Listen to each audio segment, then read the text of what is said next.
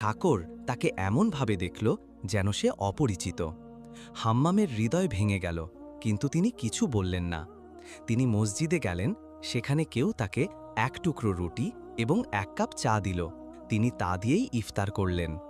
মনে মনে বললেন, হয়তো ইফতারে আমার ছেলেরা আমাকে ডাকবে। দিন পেরিয়ে গেল, ইফতারের সময় এলো।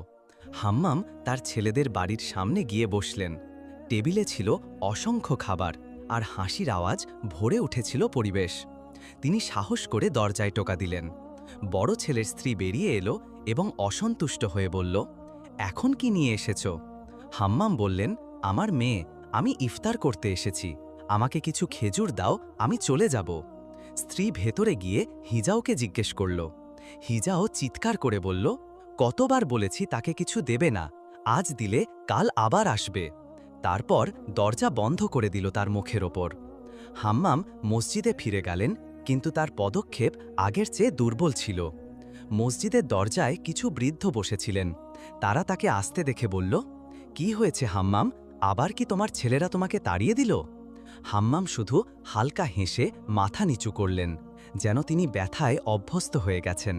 তিনি বললেন, সব কিছু আল্লাহর ইচ্ছায়, তিনি সব দেখছেন। একটা ঠান্ডা দীর্ঘশ্বাস ফেললেন অন্ধকার রাতে। হাম্মাম তার ছেলেদের বাড়ির দরজার কাছে বসে পড়লেন। তার শরীরে আর যৌবনের শক্তি ছিল না।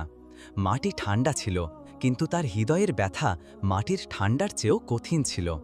তিনি ভাবলেন, আমার স্ত্রী যদি বেঁচে থাকতেন হয়তো এমন হতো না। আকাশের ঝিকিমিকি তারারা ছিল সাক্ষী।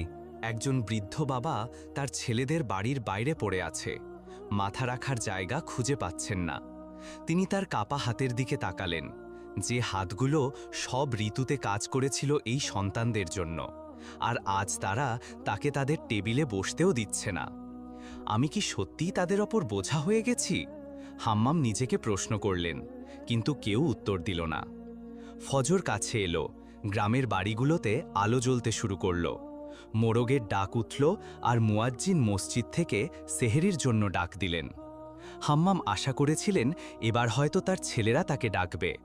সাহস সংগ্রহ করে তিনি দরজায় টোকা দিলেন। ভেতরে আলো জ্বলছিল, হাসির শব্দ ভরে উঠেছিল। হিজাওয়ের স্ত্রী হেসে বলল, আজ সেহরির টেবিলে খুব সুস্বাদু খাবার আছে। হাম্মাম আবার দরজায় টোকা দিলেন। সাকর বেরিয়ে এলো, তার মুখে রাগের চিহ্ন। সে রাগত স্বরে বলল, কতবার বলেছি মসজিদে যাও, প্রতিদিন এসে আমাদের বিরক্ত করো, ঘুম থেকে জাগাও।